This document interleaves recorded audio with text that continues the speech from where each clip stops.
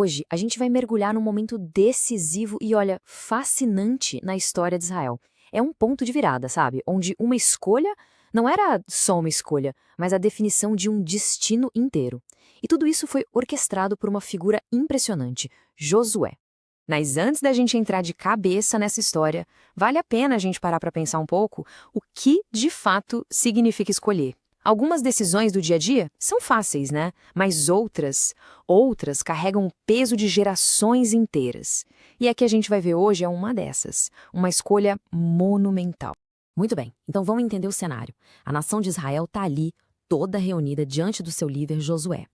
E ele, como líder experiente, entende uma coisa fundamental. A verdadeira lealdade não dá para ser imposta.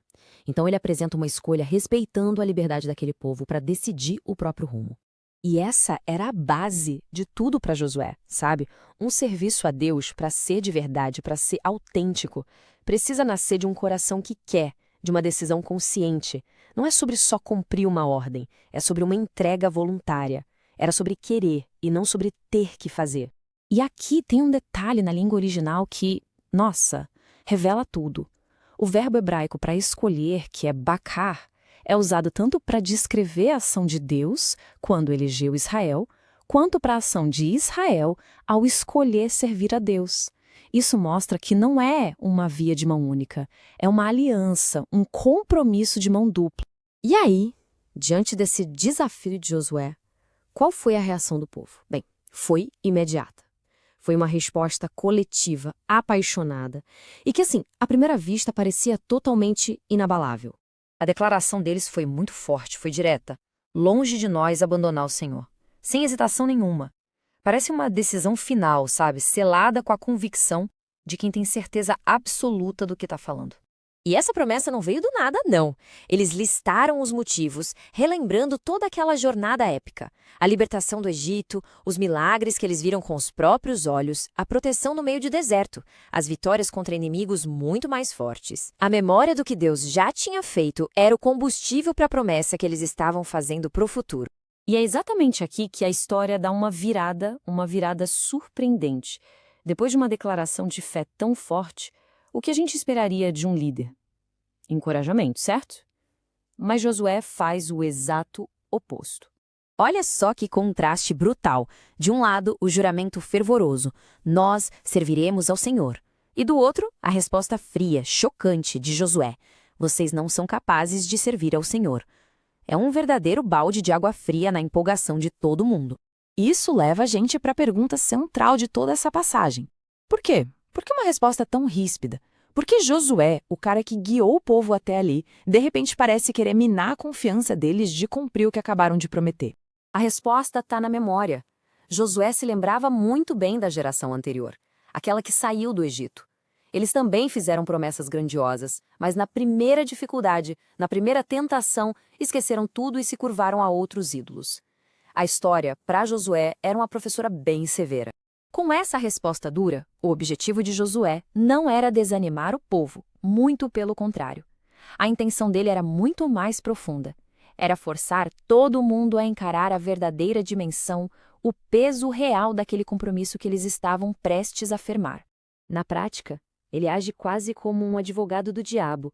A estratégia era testar a firmeza do povo, fazer com que eles fossem além da emoção do momento e partissem para uma reflexão mais séria, mais sóbria. Ele queria que a decisão fosse forjada no fogo da realidade e não só no calor do entusiasmo. E para isso acontecer, Josué precisava que eles entendessem 3 verdades essenciais sobre aquela escolha, antes que ela virasse um pacto definitivo. A primeira verdade: era uma decisão séria. Isso não era um voto qualquer de um dia. Era uma escolha que ia definir a identidade da nação, a política, a cultura, tudo, para sempre. Ia trazer bênçãos? Sim, com certeza, mas a desobediência também traria consequências graves. E o perdão de Deus não era um direito adquirido, era um ato da pura graça. Em segundo lugar, era uma decisão pessoal. Uma nação é feita de pessoas, de indivíduos. A fé não podia ser só um acordo coletivo ou uma herança que se recebe no automático. Tinha que ser uma convicção que nascesse de verdade no coração de cada um que estava ali. Um líder pode até guiar, mas ele não pode escolher por ninguém. E a terceira, e talvez a verdade mais crucial de todas, era uma decisão dependente. Josué sabia e queria que o povo entendesse que a nossa força de vontade tem limite. Servir a Deus não era só seguir uma lista de regras, exigia um relacionamento contínuo e, principalmente, admitir que, sozinhos, eles iam falhar. Eles precisariam depender da força de Deus para cumprir aquele voto. E o mais incrível é que, mesmo depois de encarar essa realidade dura, o povo não recua. Pelo contrário, eles reafirmam a escolha.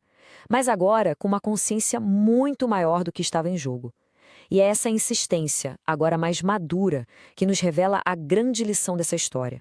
A verdadeira aliança não é um contrato que a gente assina uma vez só num momento de grande emoção.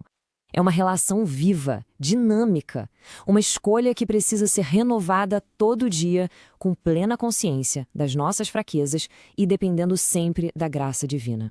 E essa história toda nos convida a pensar nos nossos próprios compromissos. Qual é o verdadeiro peso de uma escolha que define quem a gente é? Essa passagem nos lembra que as decisões mais importantes da vida pedem mais do que uma emoção passageira. Elas exigem consciência, seriedade e um entendimento profundo do que está realmente em jogo. Se essa análise trouxe uma reflexão importante, considere curtir e compartilhar este conteúdo com outras pessoas que também podem se beneficiar desta mensagem.